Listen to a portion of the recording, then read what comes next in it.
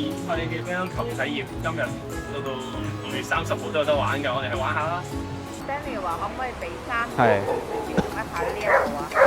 哇！咁第一定係 active 啦，咁第二個就係scenic，咁第三個就係 innovative 啦，我覺得。咁你就可以 download 咗呢個嘅 Go Park Sports 嘅 Apps 之後，就喺個 Apps 入邊 book 場就俾錢。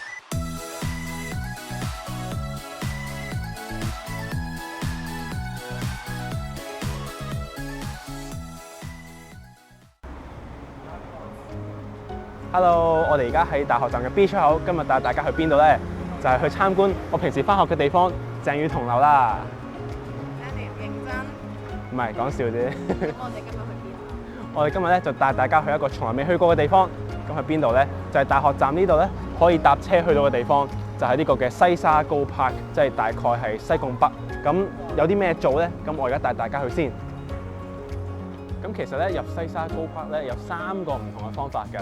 第一就係搭呢架小巴啦，第二就係搭582號，但係我哋今日咧就搭287號去西沙 Go Park 嘅。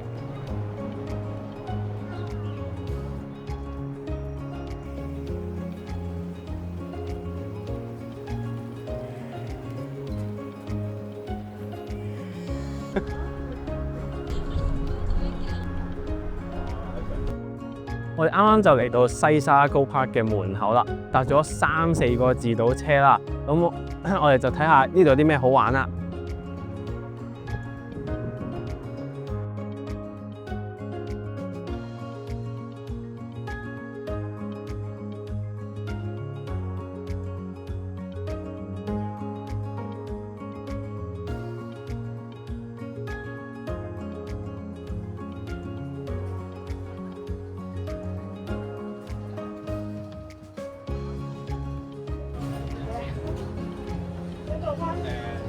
我記起呢個荷蘭嗰陣時咧，就成日都租單車嘅。雖然呢度唔係租單車，但係呢度其實好大啦，咁就好適合周圍踩單車，好舒服嘅環境。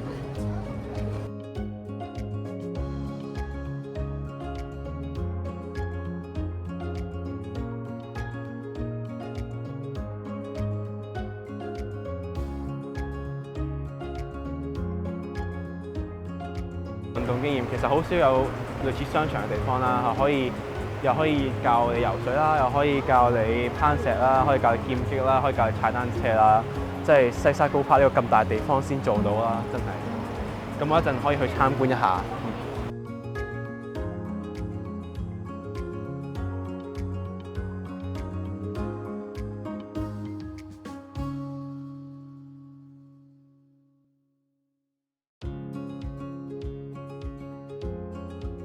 哇！見唔見到啊？呢個係免費嘅乒乓球體驗，今日到6月30號都有得玩㗎，我哋去玩下啦。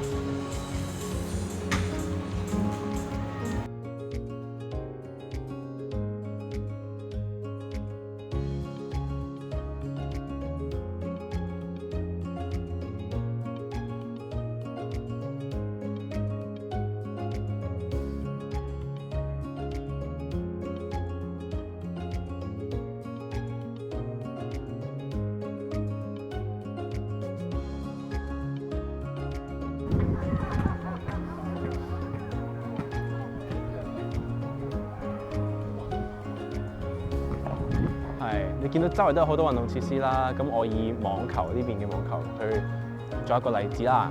咁你係應該要 book 場嘅，咁你就可以 download 咗呢個嘅 Go Park Sports 嘅 Apps 之後，就喺個 Apps 入邊 book 場又俾錢。咁但係如果你係第一次玩網球，係冇網球拍嘅，咁你就要喺嗰邊嘅運動裝備站嗰度去租借嗰啲嘅設備嘅，咁樣啦。係呢度就有一個叫做板網球 paddle ball 嘅。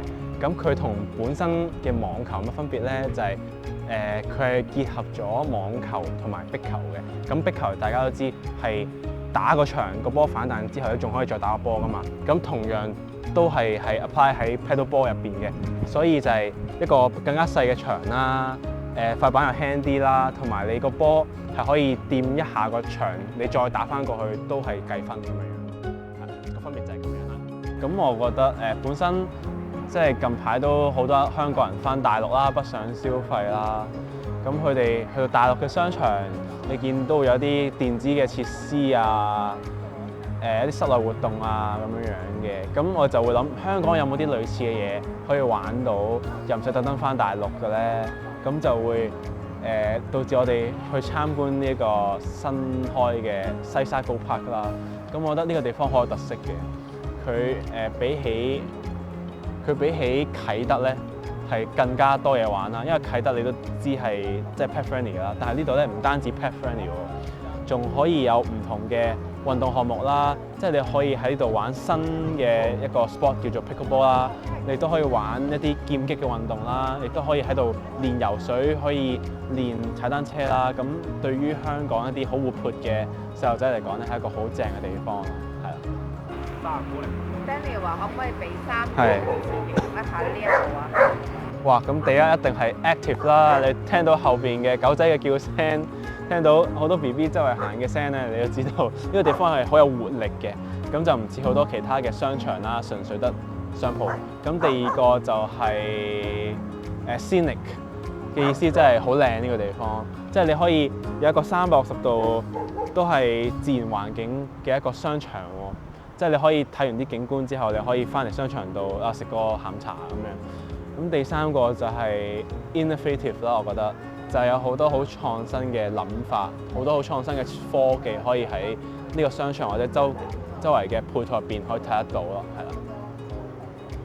係呢度就係 Go Park Aqua 啦。除咗啱啱商場入邊見到好多嘅球類活動之外咧，呢度都有好多嘅 water sports 可以玩啦，同埋呢度都有介紹其他行山嘅徑喺度可以睇到嘅。呢個牌入邊都可以睇到一系列嘅唔同嘅一啲導賞團啦，或者啲水上活動嘅，大家嚟到都可以玩下㗎。